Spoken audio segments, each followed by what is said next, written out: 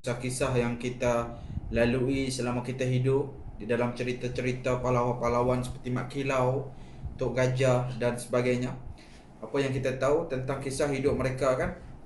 Mereka telah berkorban nyawa demi kita, demi sejarah Melayu yang sampai sekarang yang tidak pernah pupus. Tapi walhal di zaman sekarang ni, saya tengok generasi-generasi muda, bangsa anak-anak kecil umur 5 tahun, 10 tahun, sehinggalah mereka sehinggalah mereka dewasa, banyak yang kita boleh katakan telah lupa tentang adat kebudayaan Melayu.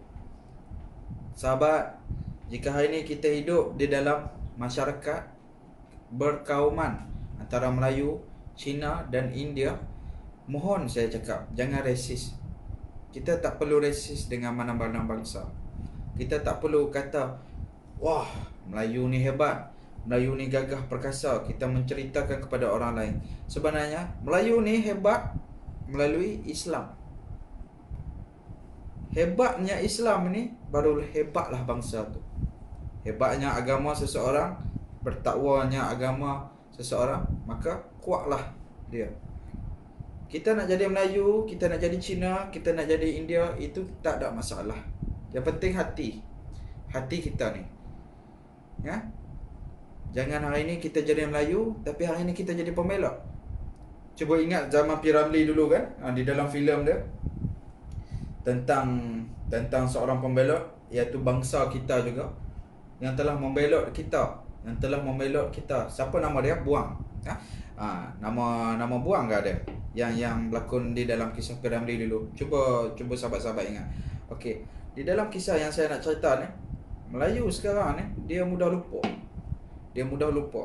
Hari ni dia menjadi seorang Melayu, dan hari ni dia menjadi seorang yang tidak bertamadun. Dia tak ada adab. Kalau kita tengok balik pada zaman-zaman sekarang, banyak anak-anak muda, saya rasa semuanya dah bukan 100%, tapi majoriti, kebanyakan lebih kepada nak jadi gangster, nak jadi orang besar kan. Mereka lebih kepada terpengaruh dengan kawan-kawan, terpengaruh dengan budaya barat, sehingga kadang-kadang ada dalam berita media masa sampai sepak terajang ibu, rogol adik sendiri. Sebenarnya Melayu semakin lupa dengan kebudayaan dia. Tentang keris, tentang tanja, tentang busana, mereka banyak yang lupa. Ada yang lupa terus, ataupun ada yang terus malu nak memakai dia. Walaupun di zaman sekarang ni, di zaman 2020, Melayu masih tidak bertamadun, masih jadi perak, masih duduk di dalam katak bawah tepung, sentiasa menjatuhkan bangsa sendiri daripada berjaya, dan sentiasa memperlekehkan bangsa sendiri. Cuba hari ini kita tengok bangsa-bangsa lain. Memang ada bangsa-bangsa lain memperlekehkan bangsa dia sendiri, tapi mereka kebanyakan, tak semua, tetapi majoriti Melayu ni boleh dikatakan, kalau ada 100, mungkin 70% tu semuanya yang memperjatuhkan bangsa sendiri, yang memperlekehkan bangsa sendiri. Tidak kira lah, pada dulu pun rasanya ada orang-orang yang macam ni. Cuma sekarang ni, kalau boleh, kita sebagai rakyat Malaysia haruslah bersyukur dengan apa yang kita ada.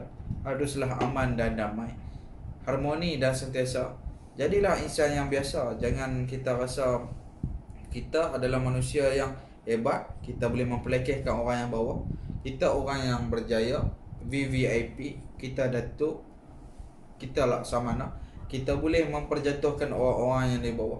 Jadilah orang yang baik, sentiasa bertungkus lumus, membawa seluruh rakyat-rakyat Malaysia, bangsa kita, berbuat satu kebaikan.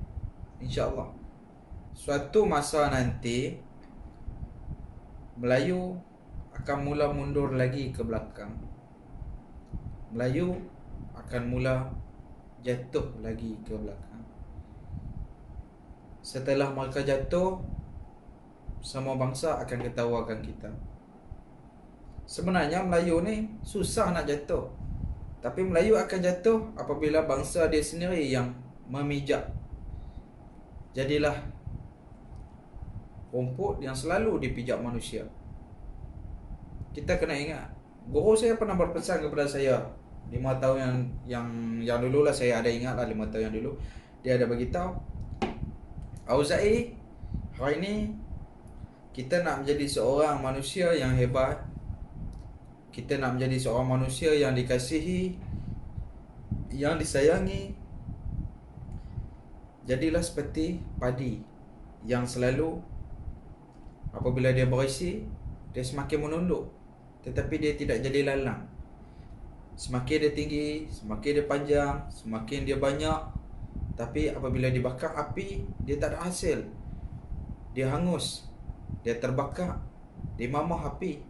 Tetapi padi, dia akan ada hasil. Dia akan menjadi beras, dia akan memberikan aset kepada kita. Begitu juga manusia. Apabila semakin lama kita mempelajari sesuatu ilmu, semakin lama kita duduk berkasih sayang dengan Allah Subhanahu Wa Taala, berkasih sayang dengan sesama manusia, insya-Allah kita akan terus maju, kita akan terus berkewibawaan, kita akan terus berjaya sampai bila-bila. Yang pertama sekali, saya meminta sangat pada seluruh rakyat Malaysia, semoga menjadi manusia yang berguna, termasuk saya sendiri, dan pada bangsa saya yang Melayu, penuhilah budaya Melayu semula.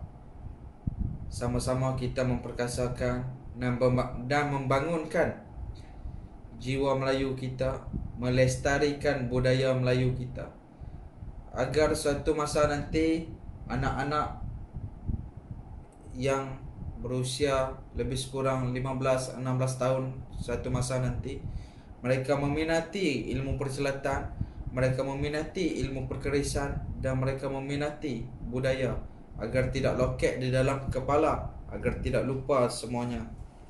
InsyaAllah, saya Auza'i Ishaq. Semoga kita berjumpa lagi di masa akan datang. Assalamualaikum warahmatullahi wabarakatuh.